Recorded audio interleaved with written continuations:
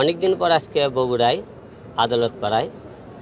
আর মানুষ কিন্তু আদালতে কারণ ছাড়া এমনি আসে না, যে কোনো কারণে আমরা আসতে হয়। তো এর আগে নির্বাচনের টাইমে আপনারা সবাই জানেন আমি আদালত পাড়ায় কয়েকবার এসেছিলাম যে মামলা করতে আর কি, আমার উপর যে উপনির্বাচনের যে হামলা সেই টাইমে এসেছিলাম। আজকে আসার কারণ হলো যে দেশ এখন স্বাধীন, আমরা এখন স্বাধীনভাবে কথা বলতে পারতেছি সবাই। এই জন্য আজকে আদালতে আসার একটা কারণ, আমি এই যাবৎ 4টি জাতীয় সংসদ নির্বাচন করেছি, আপনারা সবাই জানেন। 4টে নির্বাচনে আমি মার খেয়েছি এবং লাঞ্ছিত হয়েছি, কিন্তু এর বিচার দিয়েছে অনেকবার, কিন্তু বিচারের কোনো আমরা রায় পাইনি। যে আমরা আবারও আদালতের কাছে সুবিচার পাওয়ার আশায় আবারও আদালতে এসেছি। আমরা বিগত যে নির্বাচন যে করেছিলাম তারই পরিপ্রেক্ষিতে আজকে আমরা একটা মামলা করার জন্য এসেছি। প্রথমে 2018 সালে আমি প্রথমে নির্বাচন করলে আমার উপর যে হামলা হয়, মারধর করা হয়, আপনারা ভিডিও ফুটেজ দেখেছিলেন। তারপরে 2023-এ যখন আমি নির্বাচন করি, 23-এ উপনির্বাচন বগুড়া 4, বগুড়া 6 দুইটি আসন থেকে নির্বাচন করি, আপনারা সবাই জানেন।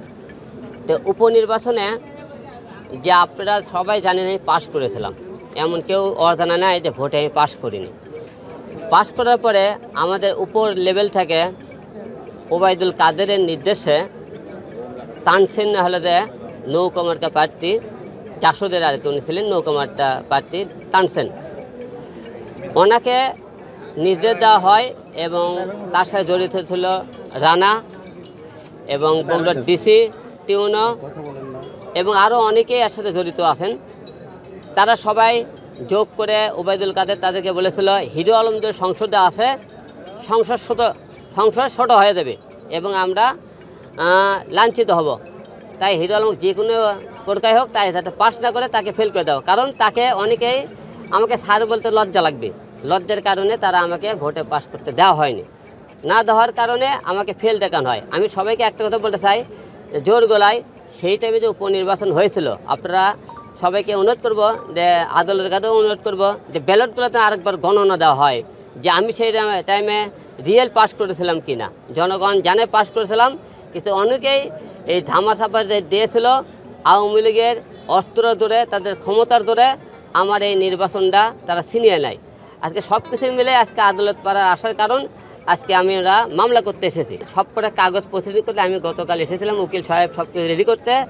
আজকে সকাল 10টার মধ্যে আমাকে কোর্টে জমা দিতে হয়, আর আমাদের জমা দিতে একটু টাইম লেট হওয়ার কারণে আমরা আজকে জমা দিতে পারিনি। তবে আমাদের মামলার প্রসেসিং সব রেডি, আপনারা ইতিপূর্বে কাগজপত্র দেখেছেন, উকিল সাথে কথা বলে যাবেন আপনারা, সমস্যা নাই।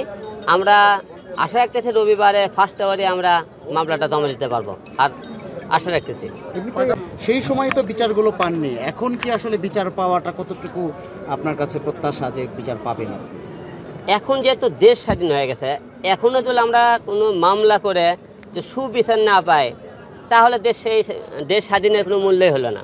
আবার পরবর্তী মুখে যারা সরকার আসবে তারাও মনে করেন এরকম করে, তাহলে দেশে মনে ভবিষ্যৎ কেউ নির্বাচন স্বাধীন বলে লোকজনের ভিতর থেকে একটা আশা আর থাকবে না। তাই আমরা আশা রাখতেছি যে দেশ যেহেতু স্বাধীন হয়েছে, একটা সুষ্ঠু একটা বিচার পাবো। তা আমার এই বিচার পাওয়া থেকে ভবিষ্যতে লোকজন যারা বিচার পায়নি তাদের সাহস বেড়ে আসতে পারে যে আমরা হয়তো আর এখন নতুন করে মামলা করলে বিচার হয়তো পাবো। এর আগে যেহেতু নির্বাচনে অংশ নিয়েছেন, রাজনৈতিক দলে অংশগ্রহণ করা বা রাজনৈতিক দল গঠনের কোনো পরিকল্পনা আপনার আছে কিনা বা প্রাথমিকভাবে চিন্তা করছেন কিনা? আমরা সামনে বলেছিলাম যে আমরা আর নির্বাচন করব না আওয়ামী লীগ সরকারের অধীনে, যেহেতু এখন সবকটা দল সামনে নির্বাচনে আসতে পারে, আমরাও নির্বাচনে আসবো আশা রাখতেছি। আর আমরা কোনো দল থেকে যদি ভালো কোনো আমরা মনে করেন আশা পাই, তাহলে কোনো দল থেকে নির্বাচন করবো, আর যদি না পাই তাহলে আমরা স্বতন্ত্র প্রার্থী হিসেবে নির্বাচন করব।